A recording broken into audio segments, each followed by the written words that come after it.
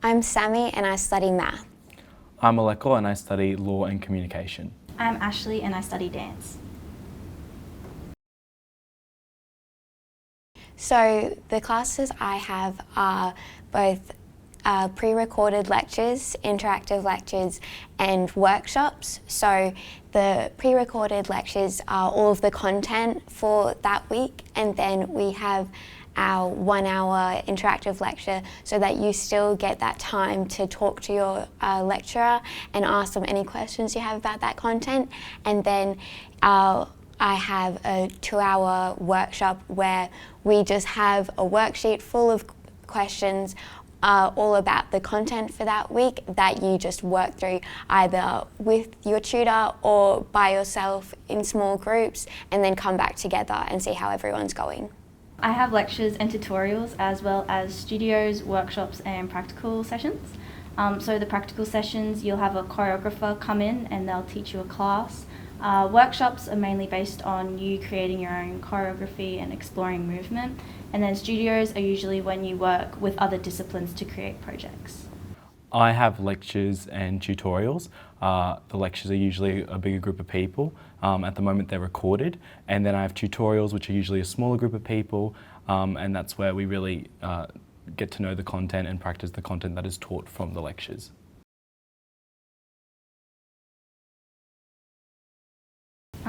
So I have 3 units at the moment. Once you get into third year, you'll only have 3.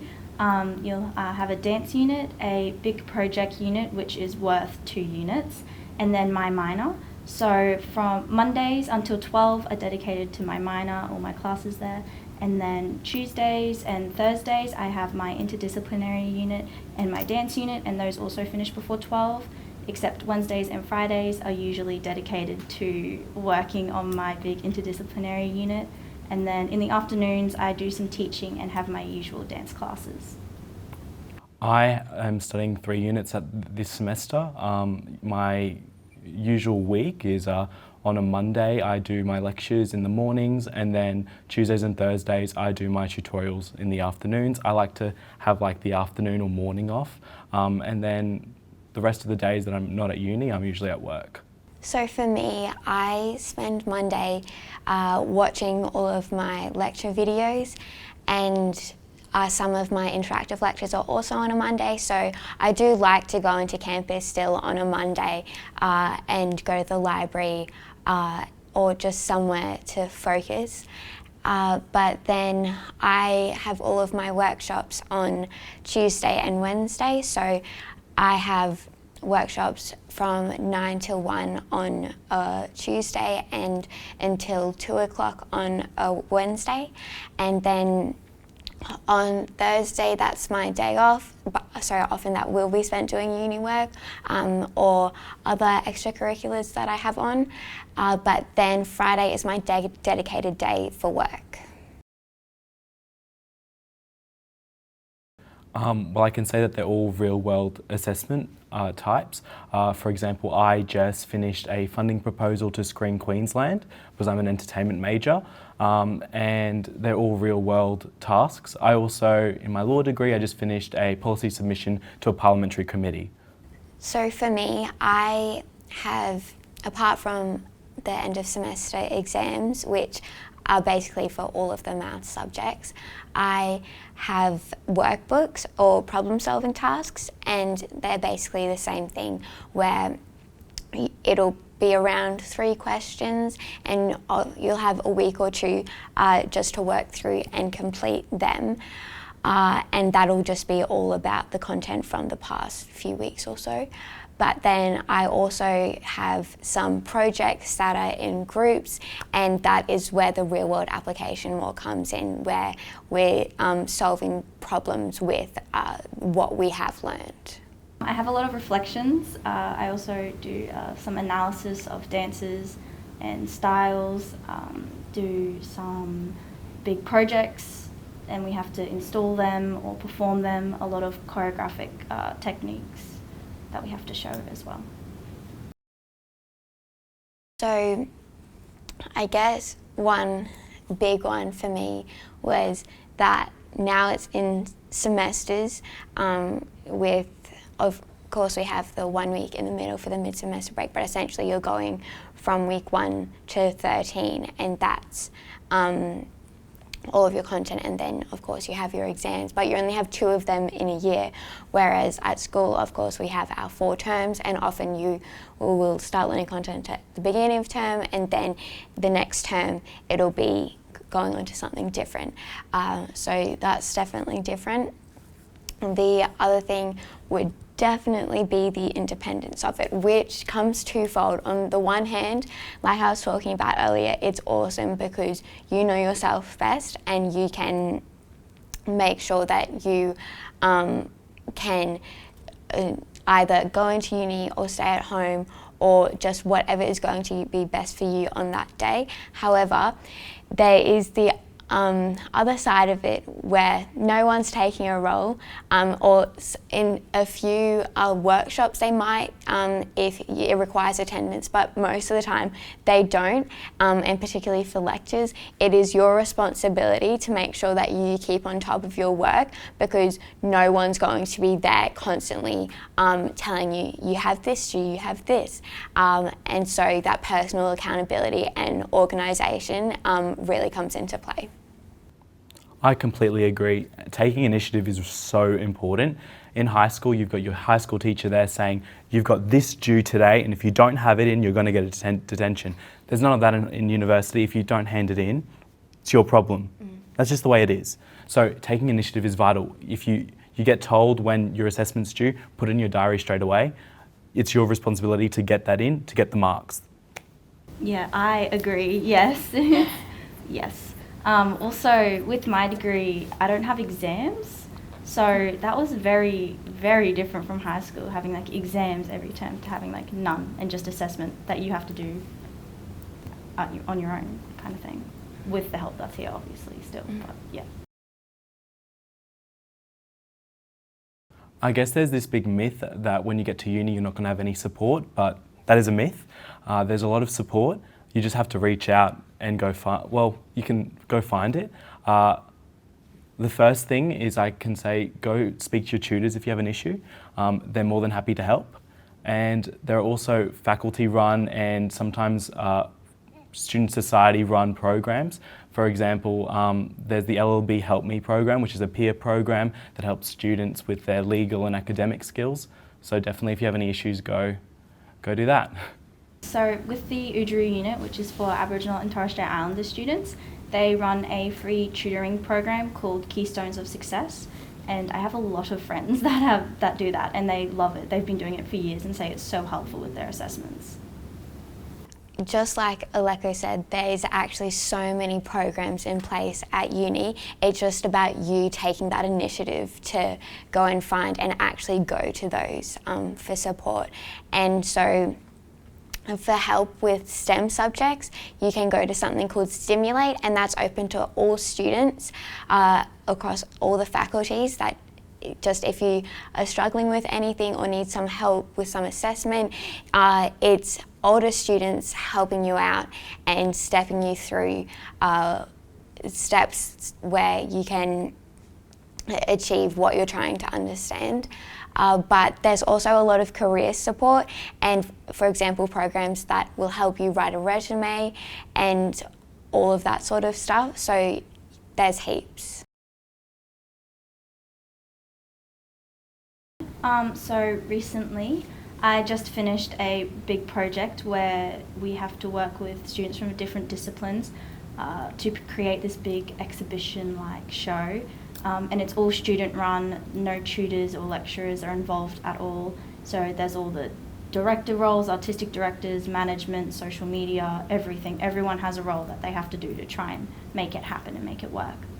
It's really dependent on my subjects. I've done a lot of content proposals for new television shows because that's where my interests lie. And for my law degree, I often do a lot of letters of advice to clients and to partners, which is really good because when you go out into the profession, that's definitely something that you've got to do. For me, for maths, a project that I've just finished actually was in a group. We had to use a program called MATLAB, which is essentially doing coding to try solve some issue that we come up with. And so we decided to explore populations and how for an animal that needs snow to survive, how the change, an increase and decrease of snow over the years has really affected a particular population of animals. And so that's very high in demand at the moment with researchers and trying to find solutions to these problems. It really depends on what your degree is. I have a certain number of what's called general law electives in my degree that I can switch out. I can switch out 4 of them and I can do a university-wide minor instead. For example, you can do one in accounting or something like urban and regional planning. So yeah, if that's something that you're interested in, definitely go onto the website and check it out. So next semester, I'm only in my first semester now, but next semester I do have an elective unit, and so I've chosen to do an IT unit because I'm looking at doing a dual degree in IT with computer science, and so I just thought it would be a good idea just to test it out before I fully commit to doing a dual degree. When you're in the dance degree, once you get into your second year, you have to pick either a minor or an elective. And if you pick an elective, it can change each semester what you do. But if you pick a minor, it's the same minor for the whole last 2 years of your degree. And there's a whole list that you can pick from. I'm currently doing a minor in Indigenous knowledges. So there's so many. I have friends that do entertainment management and nutrition, stuff like that. So yeah. So orientation week is a lot of fun. It's all about just getting you comfortable on the campus, letting you know a bit about your course. And so there's lots of events. We call it O Week, and there's always lots of stalls for different clubs and societies for you to go and check out. And there's always lots of freebies, so that's always good. And what I really liked was the session that was particular for my degree. So you just got to meet everyone that was first years starting out, and then it was just a familiar face when you got to the next week when you were in your workshops or tutorials, and you're like, oh, I know this person. And so it just makes that jump a little bit easier for you. Yeah, I'm the same as Sammy. I really enjoyed my my degree orientation. My cohort is quite small, but it was really nice to meet all of the other students that were going in, and they had a panel of all the second and third year students, so we could ask them questions about how they're going in the degree so far, and we got to meet all our faculty and all the staff and stuff, so that was I really enjoyed that. There are also a lot of student societies and sport that go to orientation, and you can go to the stalls and sign up, so it's a really good opportunity to see if you want to engage in any extracurriculars while you're at university.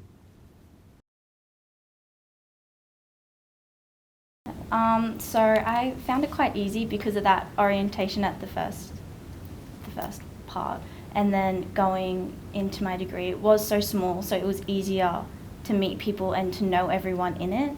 And then after that, you kind of just find people that have similar interests with you when you have to do different group projects with them and stuff like that. I'm not going to lie, it was definitely something that I really struggled with in my first year.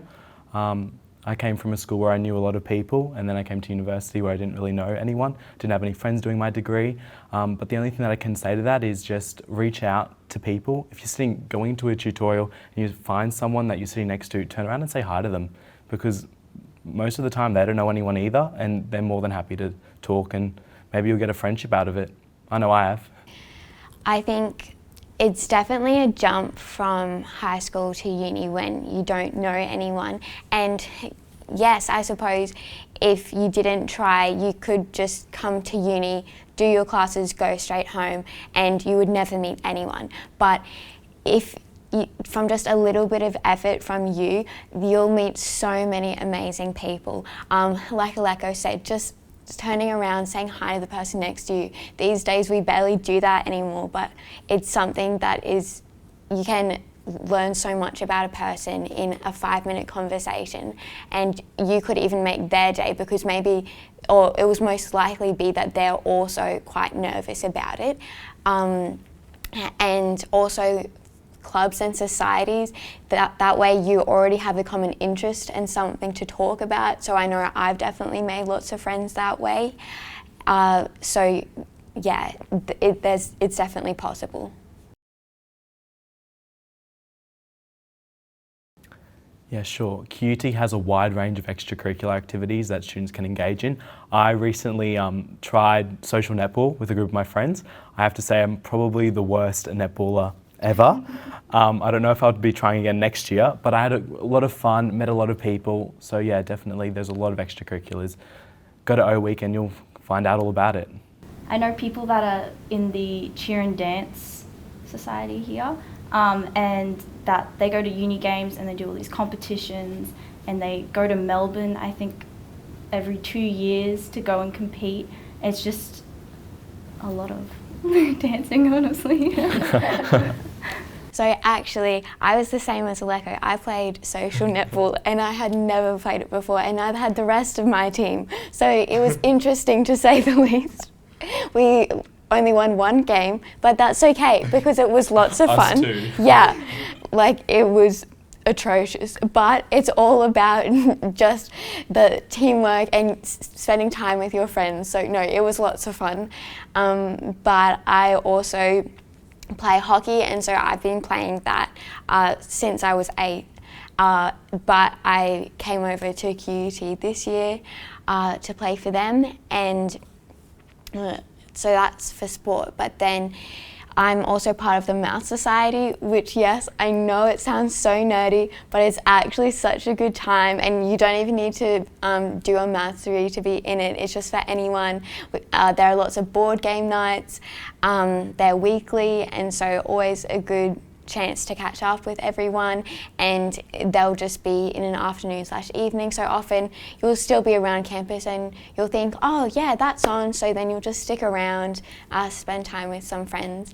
But then I'm also part of the Women in Maths Society, which has fortnightly catch-ups, and which is really awesome, just for the various opportunities and connections with industry that they have. They've had networking events, and they also have free coffee at the coffee catch-up, so that's always a plus.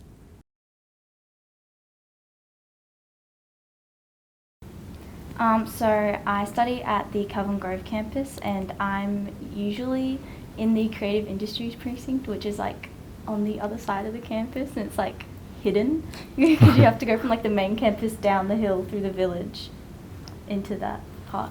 But that creative industries precinct is beautiful. Like the big building that has the dance, drama and music students, it's insane. It's like such a beautiful place. Yeah. So I study only at Gardens Point, and I think my favourite thing about it would have to be the fact that the Botanic Gardens are right next to it. Basically every lunchtime I'll just go eat my lunch, and I just find it's a nice way to sort of just take a breather and fully separate yourself from the busyness that can sometimes be uni.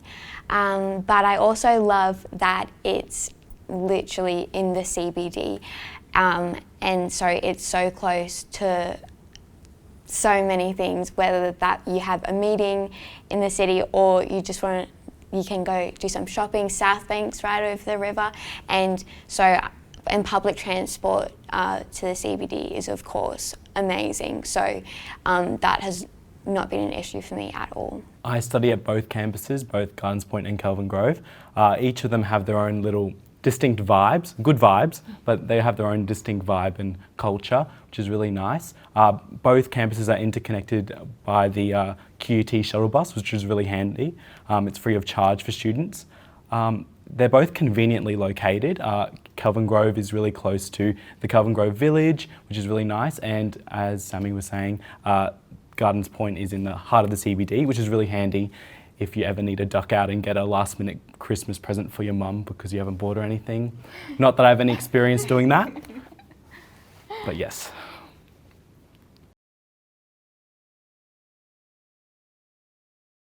Yeah, it's definitely okay to change. I think there's a lot of stigma around, oh, you apply to QTAC, you are stuck doing the one course, but it's definitely okay to change. At the end of the day, you got to do what's right for you and study what's right for you. Yeah, I've had a lot of friends that have either dropped out or changed their degrees completely. They would just found something that they enjoyed, and their first degree wasn't what they wanted to do, and they didn't like going to their classes, they weren't enjoying any of it. So as soon as they switched, I just saw all of them were so much happier that they chose something else that they actually wanted to do. Yeah, definitely. I know so many people that have changed. It's so normal. I think it'd be interesting to see the stats because I feel like there's a lot of people that don't graduate with exactly what they initially enrolled in, because a lot of people come to uni straight out of high school, and at 17, 18 years old, how are we expected to know what we want to do for the rest of our lives?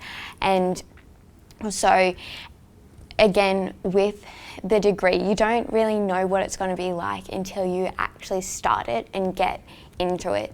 And so don't feel any shame whatsoever if you're thinking of changing. Once you are enrolled at QUT, the process is simple. I really enjoyed having different choreographers come in and teach us, and also being able to work with people from different disciplines to make really big projects. I feel like it's really setting us up for once we graduate. So yeah, that's what I really liked. The content that I've really learnt a lot of content. I've really expanded my interests as well. I've really met some amazing people, not only friends, but also lecturers who either work in the industry or are researchers or are really renowned academics. So yeah, it's been a really great university experience so far. I have two things that would be my favourite so far. Firstly is definitely the fact that now I just get to do my favourite subject every day, which is amazing. And obviously then I'm surrounded with people who also have that same passion as me, which is amazing. But then another one of my favourite things, because as I said, I'm just in my first semester now, is I'm really enjoying the freedom of it and that you can do what's best for you. So sometimes I'll go into campus to watch my lectures, but sometimes if I need some extra sleep, I'll just sleep in and I can do my lectures from home. So you can do what is best for you and there's no strict schedule.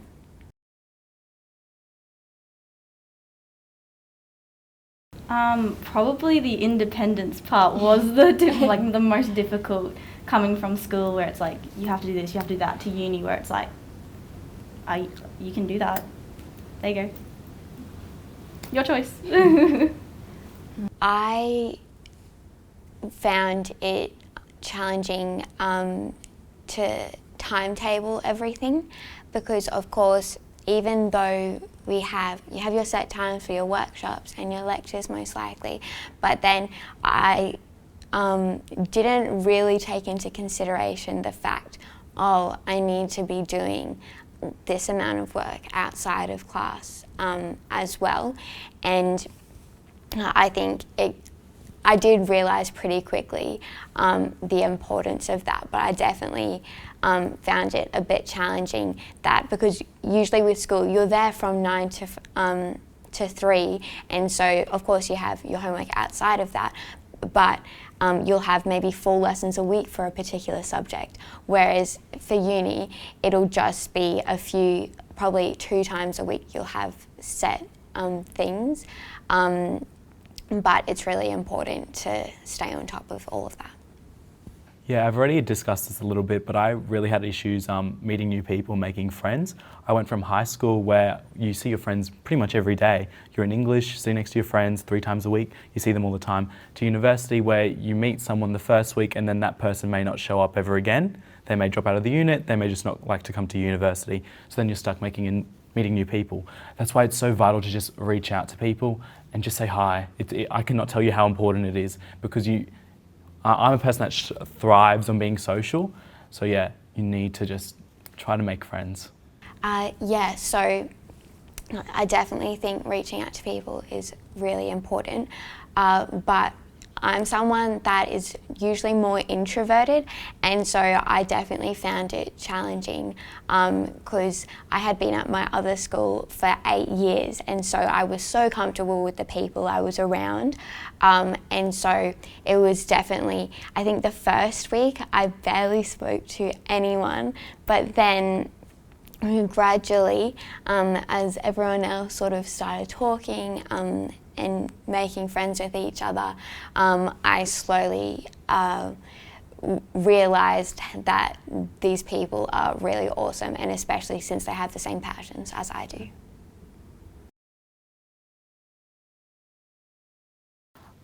Pack your own lunch to uni, your bank account will thank you. And secondly, when you're in high school, practice referencing. I had a legal studies teacher who was all about, reference, and we used to sit there and we used to go, oh, referencing won't matter, but it does matter. So practice while you can, but then if you get into university and you don't know how to reference, well, there are resources available, so you'll find a way. I agree with the referencing. Yeah, there's a lot. They really do pick up on Yeah, it's really important. Yeah, it is. Yeah. Also, it's not as scary as I thought it was. I thought I'd be like in this big place with no one that I knew. And I was like, oh my God, I don't know how I'm going to do this. But it's not that scary. It's chill. Definitely. Yeah, I definitely agree with the Leco. Bring your own lunch. You can treat yourself occasionally. I know I have bought sushi when I'm like, it's only $3. But it does add up. So 100% bring your own lunches. The other thing I wish I had known is that there is so much support available. It's not just like you go from high school with so many people around you to nothing. It's not like that at all. As we've talked about, there are so many support programs in place and so many people around you that want you to succeed. It's just about you reaching out.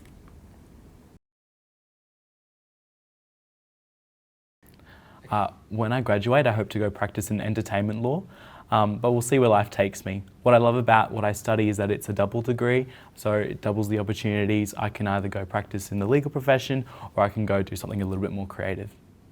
So we'll see where life takes me. Mine's a bit uncertain, but that's the whole point. I would love to do some performing some way, as well as some teaching would be really nice. But then after that, I have no idea. Just that's all that's in my head at the moment. It's like, yeah, I'll do that. But then a lot of it was supposed to be me going overseas next year, but that obviously cannot happen. So it's a lot of me trying to rework what I'm going to do next year as well. So since I'm just in my first year now, post-uni, haven't really thought about it too much, just see where it'll take me. But in terms of uni itself, I am looking at doing a double degree, which, if you didn't know, it is possible to start just with a single degree per se, and add on a degree, and still have that double degree completed in the 4 years.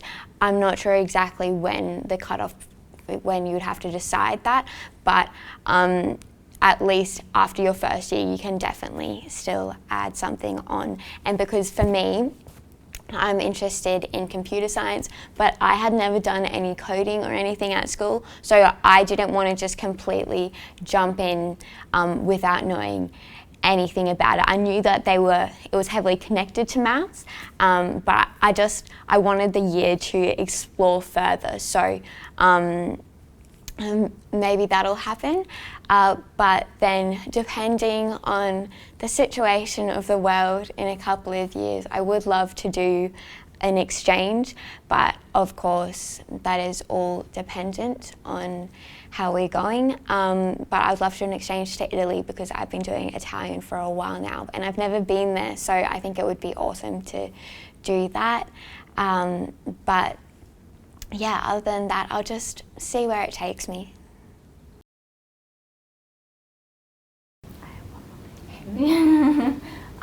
Scholarships. There's so many scholarships at uni. You just have to know where to look for them. There's so many for different kinds. There's ones for different faculties, give out different scholarships, equity scholarships, one for international students, ones for women, ones for Indigenous students. There's so many that are out there and they're just waiting for people to take. Just two things. If you have a passion for something, study it. You won't regret it. I know I haven't. Secondly, study what's right for you. If you hate chemistry, don't force yourself to go study pharmacy just because your boyfriend or your friends are studying it. Study what's right for you. Yes, I completely agree, yes. Also, for the Aboriginal and Torres Strait Islander students, the Udru unit is your best friend. It's like a little family up there. It's amazing. Everyone knows everyone. Everyone's all connected. They help you out all the time with whatever you need. You just go up, you have a chat, you get to know everyone. It's fantastic. I think just everything will fall into place, I think would be what I'd say. I know that there were so many degrees that I wanted to do and I was very confused all throughout grade 12. So even if it feels like everyone around you knows exactly what they're going to do, trust me, they don't. And even if you change your preferences multiple times, that's totally all good as well. And 100% what these two have said about studying what you're passionate about. I know a lot of people do not understand why I love math so much, which is totally understandable. But at the end of the day, I've always loved it and I'm passionate about it. And even though I don't know directly where I'm going, as opposed to some other people that are doing other degrees, I just know that wherever this degree takes me will be somewhere that I enjoy because I just love it so much.